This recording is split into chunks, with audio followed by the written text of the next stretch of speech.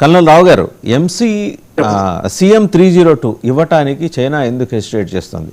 China అంటేనే మనం Oxford డిక్షనరీలో కొత్త అర్థం రాసుకోవాలి, ఎవరికి అంతు చిక్కని బ్రహ్మ పదార్థం. అసలు వాళ్ళ దగ్గర నిజంగా ఉందా, ఉత్తినే ఈ మామూలుగా నుమాయిష్లో పెట్టడానికి మోడల్స్ తయారు చేసుకున్నట్టు అలాంటిదైనా తయారు చేసి ఇది మా దగ్గర ఉంది, దీని ఫీచర్స్ ఇవే అని చెప్పి జనాలకైనా బూసి చూపిస్తోందా?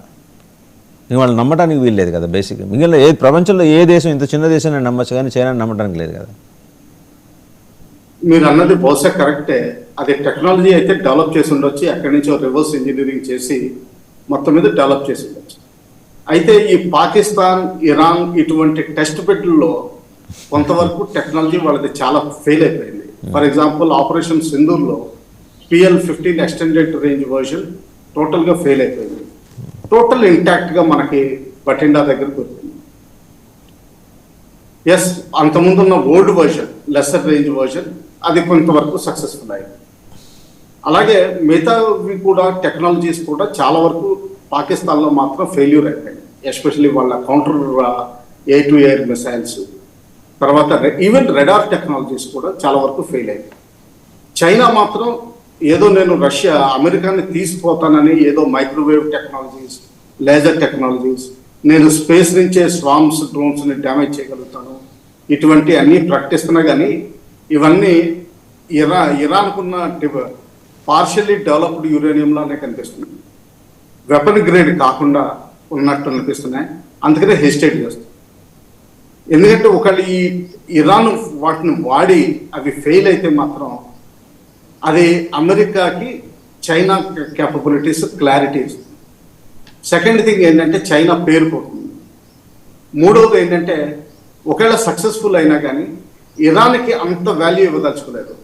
ఒక విధంగా చూస్తే ఏంటంటే చైనాలో కూడా లాస్ట్ 1 వీక్లో ఎథనిక్ డైవర్సిటీ గురించి చాలా మాటలు అవుతున్నాయి. అక్కడ మండారిన్ కంపల్సరీ చేశారు. వేరే రిలీజియస్ అండ్ ఎథనిక్ గ్రూప్స్ని ఇంకా ఇప్పటి వరకు అణిచివేశారు. టిబెటన్ గ్రూప్ కానివ్వండి, చింగ్చియాంగ్లో ముస్లిమ్స్ని కానివ్వండి, వీళ్ళందరినీ అణిచివేయడం జరిగింది. యాక్చువల్గా చూస్తే చైనా ఎప్పుడు ఇస్లాంని ఒక డిసీజ్ కింద లెక్క పెడుతుంది. ఎందుకంటే అది కమ్యూనిజంలో వాళ్ళకి రిలీజియన్ అన్నది యాక్సెప్టబుల్ కాదు. ఆ యాక్సెప్టబుల్ కాని దాంట్లో రిలీజియన్స్ ఎన్ని ఉన్నా కానీ ప్రపంచంలో అన్నిటికంటే ఎక్యూట్ ఫాలోయింగ్ అంటే రిచువల్స్ చేసేది ఇస్లాం. అందువల్ల వాళ్ళకి ఇస్లాం పడదు. సో ఆ విధంగా కూడా ఎంతవరకు అంతవరకునే టెక్నాలజీ ఇవ్వచ్చు. తర్వాత దాన్ని టెస్ట్ బెడ్ కింద కూడా వాడదలుచుకోలేదు ప్రస్తుతానికి. ఎందుకంటే వాళ్ళ వీక్నెస్లు, స్ట్రెంగ్త్లు బయటకు వస్తాయి. ఇది కూడా మనం అనుకోవచ్చు. చెప్పాలి యుఎస్ ఇప్పుడు మనం ఇందాక చెప్పుకున్న MC302 అనేది యుఎస్కి అది ఒకవేళ నిజంగా ఎగ్జిస్ట్ అయి ఉంటే యుఎస్కి పెద్ద థ్రెట్ పోస్ట్ చేస్తుందని చెప్పేసి కథనాలు కూడా వస్తున్నాయి. New threat to US navy, how China's CM302 supersonic missiles could boost Iran's naval strike power అనే పేరుతో కూడా కథనాలు వస్తున్నాయి సార్. అంటే ఒకటి, ఈ నెరేటివ్ బిల్డింగ్లో China has surpassed US some 20 years back నుంచే. ఇది ఆల్రెడీ వాషింగ్టన్ పోస్టు వాళ్ళ కంట్రోల్లోనే ఉంది, న్యూయార్క్ టైమ్స్ వాళ్ళ కంట్రోల్లోనే ఉంది. అంతర్జాతీయ మీడియా హౌసెస్ని కంప్లీట్ గ్రిప్లో పెట్టుకొని ఫండ్స్ పంపు చేస్తూ వాళ్ళకి అనుకూల కథనాలు రాయించుకోవటం. వాళ్ళు ఇంద్రుడు, చంద్రుడు, వెనకటికి మన రాజులు రాయించుకునేవాళ్ళు కదండి. వాళ్ళు నిజంగా అవునో కాదో తెలియదు కానీ వీరులు, సూర్యులు, ప్రపంచం గడగడలాడిపోయేది అని చెప్పేసి గండరగండాన్ని బిరుదులు, ఇలాంటివి ఈ టెక్నిక్స్ అన్నీ చైనా ఫాలో అవుతుంది. కమ్యూనిజం నుంచి పుట్టిన ఒక వికృత పార్శ్వం అది. దాన్ని యుఎస్ ఎందుకన్నా కౌంటర్ చేయలేకపోతుంది. పేపర్లు, సంస్థలు వాళ్ళవే, ఆ పబ్లికేషన్స్ అమెరికా నుంచే, బట్ స్టిల్ చైనా అనుకూల కథనాలు అక్కడ వస్తాయి. యుఎస్ అక్కడ ఈ నెరేటివ్ బిల్డింగ్లో భాగంగానే ఈ MC302 గురించి కూడా రాయించుకొని మా దగ్గర అంత ఉంది ఇంత ఉందని. అంటే ఏముంది, సూపర్ సోనిక్ మిసైల్, మన చంద్రబాబు కథల్లో చదువుకునే వాళ్ళం కదా, అలాంటిదే ఇక్కడ మరి వాళ్ళు ఉందని చెబుతున్నారు. ఉందని చెప్పిన ఏది కూడా ప్రపంచానికి చైనా చూపించిన దాఖలాలు లేవు. ఇందాక మీరు అన్నట్టు PL-15 అంతా ఫిటైల్ అటెంప్ట్, అది ఎట్ట కుప్పగొలిపి ఆ శకలాలు ఎత్తుక్కోవడానికి 5 దేశాలు తిరిగాయి. సో అందువల్ల చైనాని నమ్మటం అనేది ఎంతవరకు కరెక్ట్ ఈ విషయంలో? అంటే చైనా నమ్మటమే కాదు, చైనాకి భయపడటం ఎంతవరకు కరెక్ట్? చైనా మాత్రం ఇప్పటికీ ఇంకా అమెరికాని ఏదో ఈక్వలెంట్ కింద కనిపిస్తోంది కానీ, మీడియా పబ్లిసిటీలో కనిపిస్తోంది కానీ, ఇంకా లెవెల్కి చేరడానికి కనీసం ఇంకో 2 5 year ప్లాన్స్ కనీసం కావాలి. ఇప్పుడు కొన్ని రోజుల క్రితం లేటెస్ట్ 5-year ప్లాన్ వాళ్ళు రిలీజ్ చేశారు. I think it 5-year plan. అందులో అన్ని ఈ మినరల్స్ ని కంట్రోల్ చేయడం, దాని ద్వారా చిప్స్ ని కంట్రోల్ చేయడం, ఆ చిప్స్ కంట్రోల్ అయిపోతే F-35 ప్రొడక్షన్ ఆగిపోతుంది అన్నట్టుగా మాట్లాడారు. ఇవన్నీ ఏంటంటే సైకలాజికల్ మల్టీ డైమెన్షనల్ వార్ఫేర్ లో కానివ్వండి, సైబర్ వార్ఫేర్ లో కానివ్వండి, ఒకవేళ పిక్చర్ పెయింట్ అంటే ఇది మామూలుగా వాళ్ళకి పాజిటివ్ గా చేసుకోవడం అంటే పబ్లిక్ రిలేషన్స్ లో కూడా మీడియా కంట్రోల్ ఇవన్నీ కూడా చాలా ఎక్సెల్ అవ్వాలని చూస్తాం. అందులో డౌట్ ఏమి లేదు. ఇంకా యాక్చువల్ మిషనరీ అండ్ టెక్నాలజీ అంటారా, అమెరికాకి ఇంకా సాటి ఎవరు ప్రపంచంలో లేరు, అందులో డౌట్ ఏమీ లేదు. రష్యా కొంతవరకు ఏదో ట్రై చేస్తున్నా కానీ మనం కొనబోయే Su-57 కూడా దానికి హెవీ చాలా ఉన్నాయి. ఏవియానిక్స్ అమెరికన్స్ ఉన్నంత స్ట్రాంగ్ లేదు.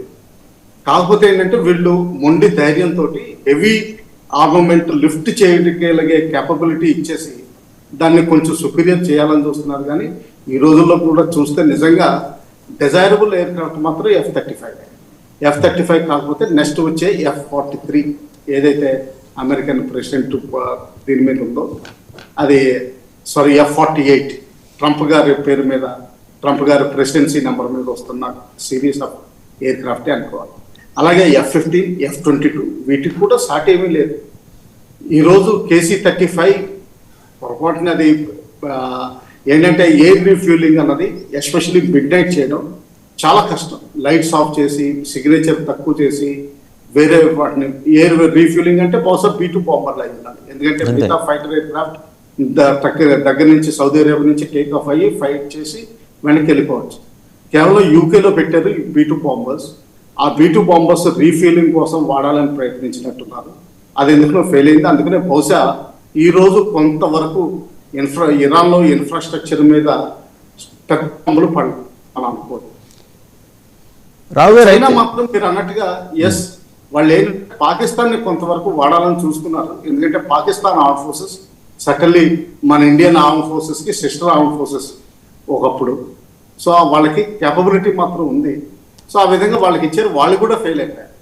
అంటే ఏంటంటే చైనా యాక్చువల్గా తైవాన్ స్ట్రైట్స్ లో కానీ ఎక్కడైనా ఈ మిసైల్స్ వాడడం కానీ ఇదంతా చాలా వరకు ఫెయిల్ అవ్వచ్చు. అలాగే అమెరికాకు చాలా వింత పనులు చేస్తుంది. బయటికి ఎక్కువ మీడియాలో పబ్లిసిటీ రాకపోయినా కానీ కొన్ని ఏవైతే ల్యాండింగ్ షిప్స్ ఉంటాయో వాడడానికి పనికిరాని కానీ అవన్నీ టో చేసుకుని తీసుకుని వెళ్ళి సౌత్ చైనా సీలో మిసైల్ ఫైరింగ్ కి టార్గెట్స్ కింద వాడారు. అంటే చైనాకి ఏమని చెప్తున్నారు, మీరు ఎన్ని సంవత్సరాల నుంచి గార్బేజ్ తీసుకొచ్చి కృత్రిమంగా ఐలాండ్స్ సృష్టించాలని చూశారు, మేము అది 2 months లో 3 months లో చేయగలం, మాకున్న షిప్స్ అన్ని టో చేసి తీసుకొచ్చి అక్కడ డంప్ చేసి వాటి మీద ఐలాండ్ బిల్డ్ చేయాలి. అంటే మీరు అనేది డీకమిషన్ అయిన షిప్స్ తీసుకొస్తుందా సార్? తీసుకొచ్చి వాటిని టార్గెట్స్ కింద వాడుతున్నారు సౌత్ చైనా సీలో. ఓకే ఓకే 3 సార్లు 4 సార్లు చేయడం జరిగింది.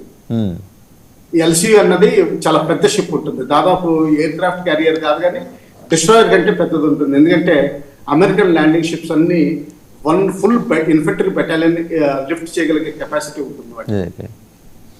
అటువంటి పెద్ద షిప్స్ ని తీసుకొచ్చి అక్కడ టార్గెట్స్ కింద వాటిని సింక్ చేయడం జరుగుతుంది. ఇవన్నీ వేరే వేరే కంట్రీస్ ఎవరు వాళ్ళు మిలిటరీ లెసన్స్ నేర్చుకుంటున్నారు. ఇప్పుడు హార్మోజ్ జలసంధిలో కూడా నాకు ఒకప్పుడు కొంత అభిప్రాయం ఉండేది, ఇరాన్ ఇటువంటి ప్రయత్నం ఏమన్నా చేస్తుందా. ఎందుకంటే యాక్చువల్ నావిగబుల్ ఏరియా ఇందులో 3 kilometers. జలసంధి 21 మైళ్ళు అన్నా కానీ యాక్చువల్ యూజబుల్ ఓన్లీ 3 kilometers. ఆ 3 kilometers దాంట్లో ఇటువంటి ఓల్డ్ షిప్స్ తీసుకొచ్చి అక్కడ సింక్ చేసేస్తే వాటిని తీయడానికి బోల్డంత ఎఫర్ట్. వన్స్ అవి సింక్ అయినా అనుకోండి సార్, షిప్ మూవ్మెంట్ కూడా ఫర్దర్ గా అదే హ్యాంపర్ అవుతుంది కదా అక్కడ. ఎగ్జాక్ట్లీ హ్యాంపర్ 100% అయిపోతుంది. ఎందుకంటే డీప్ సీ ఉండాలి షిప్ మూవ్మెంట్ కోసం. అక్కడ ఇంత పెద్ద వెజల్స్ కనుక దిగితే, మీరన్న ఈ LC లాంటివి కనుక దిగితే డీకమిషన్ అయినవి, మొత్తంగా అందరి వ్యాపారాలు చెడగొట్టేస్తారు ట్రంప్. ఎగ్జాక్ట్లీ ఆ తర్వాత వీళ్ళు ఫ్రీ ఫ్లోటింగ్ ఇరాన్కి ఒకటి ఉంది. పాత ఇరాక్ వారు వీటిలో కూడా ఎగ్జాంపుల్స్ చూస్తే వాళ్ళు ఎప్పుడు ఫ్రీ ఫ్లోటింగ్ మైన్స్ వదిలేసేవాళ్ళు. ఆ ఫ్రీ ఫ్లోటింగ్ మైన్స్ ఏంటంటే అది ఎక్కడ తిరుగుతుందో దాన్ని పసిగట్టే టెక్నాలజీ ఉంటేనే కానీ, అంటే మైన్ స్వీపర్స్ ఉంటేనే కానీ మిగతా ప్రొటెక్షన్ వెహికల్స్ పనిచేయవు, ప్రొటెక్షన్ షిప్స్ పనిచేయవు. అంటే ఏంటంటే కంప్లీట్ ఫ్లీట్ తీసుకురావాల్సిన అవసరం వస్తుంది. Less probably the air craft carrier. మిగతా డిస్ట్రాయర్స్ వాళ్ళ దగ్గర టెక్నాలజీ, అధునాతనమైన టెక్నాలజీ ఉంది.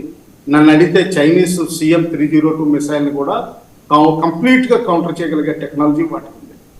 తర్వాత ఈ టెక్నాలజీ కూడా కేవలం 200 kgs తీసుకెళ్తుంది. అమెరికన్ ఎయిర్ క్రాఫ్ట్ క్యారియర్స్ అన్ని హల్స్ అన్ని చాలా స్ట్రాంగ్ బిల్డ్, మల్టీ అంటే ఒక కేవలం స్టీల్ కాకుండా మంచి టెక్నాలజీ తోటి వాడేవాడు. తర్వాత ఏంటంటే దాన్ని కంటైన్ చేసి రిపేర్ చేయగలిగే కెపాసిటీ కూడా కనిపిస్తుంది. ఎందుకంటే చైనా భయం ఏంటంటే ఈ టెక్నాలజీ ఇక్కడ డెమాన్స్ట్రేట్ చేయడం ద్వారా అక్కడ తైవాన్ స్టేట్స్లో వాళ్ళు కోల్పోతారు చాలా వరకు. ఎందుకంటే అమెరికాకి తెలిసి వస్తుంది ఎలాగ కౌంటర్ చేయాలి. అందువల్లే ఇరాన్కి ఇవ్వట్లేదని నా అభిప్రాయం. అసలు అంటే రెండు సార్ మీరు అన్నది I do agree with you. రెండు అంశాలు ఉన్నాయి. ఒకవేళ నిజంగా ఉంటూ జరిగితే ఇవ్వటం ఇవ్వకపోవటం అనేది ఒక ఆలోచన. రెండోది ఏంటంటే ఇరాన్కి గనక ఇస్తే ఇమ్మీడియట్గా అమెరికా దాని ఆనుపాలన్నీ గమనించేసి దాన్ని మించిన టెక్నాలజీతో తయారు చేసుకోవడానికి బేసిక్గా పొద్దున్న లేస్తే వాళ్ళు ఉద్యోగం అదే కదా, తుపాకులు తయారు చేసుకోవడం అమ్ముకోవడమే. కాబట్టి they have expertise in that. America అది చేస్తుందనే భయం చైనాకు ఉంది. బట్ చైనా ఇంటిగ్రిటీ ఫ్యాక్టర్ గమనిస్తే వాళ్ళవన్నీ ఇప్పటివరకు ఫిటైల్ ఐటమ్సే. ఎక్కడ ఏది సక్సెస్ అయినట్టు ఎక్కడ ఏం కనిపించట్లా. ఒకవేళ ఉన్నా ఇది ఉందనే అనుకుందాం, కొన్ని కాసేపు ఆ బొమ్మలో కనిపిస్తున్నట్టు ఉందనే అనుకుందాం. ఉన్న దాని పర్ఫార్మెన్స్కి సంబంధించిందాక మీరు అన్నారు 200 kgs వరకే అది పేలోడ్ తీసుకెళ్ళగలని. దాన్ని మించిన టెక్నాలజీ అమెరికా దగ్గర ఉందిగా. వీళ్ళు సూపర్ సోనిక్ అనొచ్చు. దీని తాతని వాళ్ళు అక్కడ ఇంట్రడ్యూస్ చేసే అవకాశం ఉంది అమెరికా కూడా. రెండో అంశం సార్, మనం చాలా కీలకమైనది మాట్లాడండి.